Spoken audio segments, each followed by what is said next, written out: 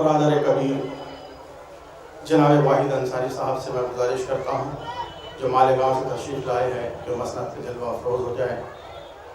اسی طرح عالی جناب محترم خلیل ابراہیم صاحب سے میں گزارش کرتا ہوں کہ وہ مسند پہ جلوہ افروز ہو جائیں. ابھی آپ کے سامنے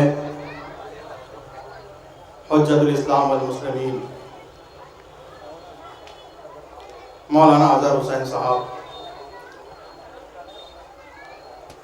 مولا کی ولادت پر روشنی ڈال رہے تھے اور ایک میسج کنوے کر رہے تھے کہ ہماری قوم کو یہ سمجھنا بھی معرفت مولا بہت ضروری ہے.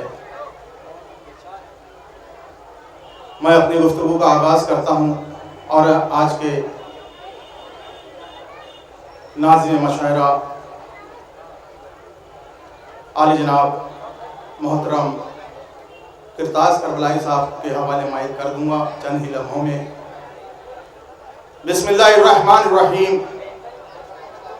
شروع کرتا ہوں اللہ کے نام سے جو بڑا مہربان نہایت رحم والا ہے، جو رحمان بھی ہے، رحیم بھی ہے، نبیل بھی ہے، دلیل بھی ہے، اسیر بھی ہے، بصیر بھی ہے، جو ذل عزت والجبروت بھی ہے، جو ذل ملک والملکوت بھی ہے، جو یا ولی المومنین یا غیاث المستغیثین بھی ہے.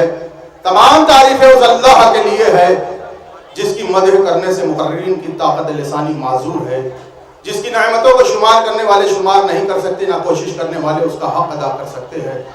نہ بلند پرواز ہمتیں اس کو پا سکتی ہے، نہ عقل و فہم کی گہرائیاں اس کی تہ تک پہنچ سکتی ہے، نہ اس کے کمال ذات کی کوئی حد ہے، نہ اس کے لیے کوئی توصیفی الفاظ ہے، نہ ابتدا کے لیے کوئی وقت مقرر ہے جسے شمار میں لایا جا سکے. اس نے مخلوقات کو اپنی قدرت سے پیدا کیا اور اپنی رحمتوں سے ہواؤں کو چلایا اور تھرتھراتی ہوئی زمین کو پہاڑوں کی میخوں سے باندھ رکھا.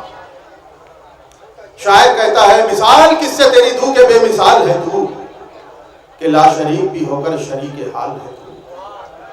مثال کس سے تیری دوں کہ بے مثال ہے تو، کہ لا شریک بھی ہو کر شریک حال ہے تو.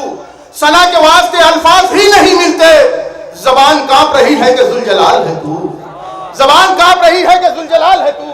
بہت حقیر ہوں تھوڑی سی شان دے یا رب، شعور علم شعور بیان دے یا رب. میں تیری حمد کروں ایک زبان سے کیوں کر، میرے دہن کو ہزاروں زبان دے یا رب. میں تنگ دست ہوں سرمایہ رحمت دے دے، خلد ایک ہاتھ میں جنت دے دے. میرے مالک میرے اعمال کی فہرست دیکھ، دولت دین محمد کی بدولت دے دے. دولت دین محمد کی بدولت دے دے. دولت دین محمد کی بدولت دے دے.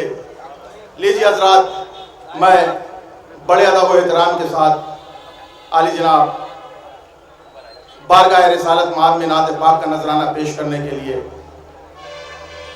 ایسے مترنم شاعر میری مراد واحد انصاری صاحب سے ہے کہ وہ مائک پر آئے اور بارگاہ رسالت مآب میں نعت پاک کا نذرانہ پیش کرے. زوردار بلند ترین نعرہ سلوات سے ان کا استقبال کیا جائے. بآواز بلند نعرہ سلوات.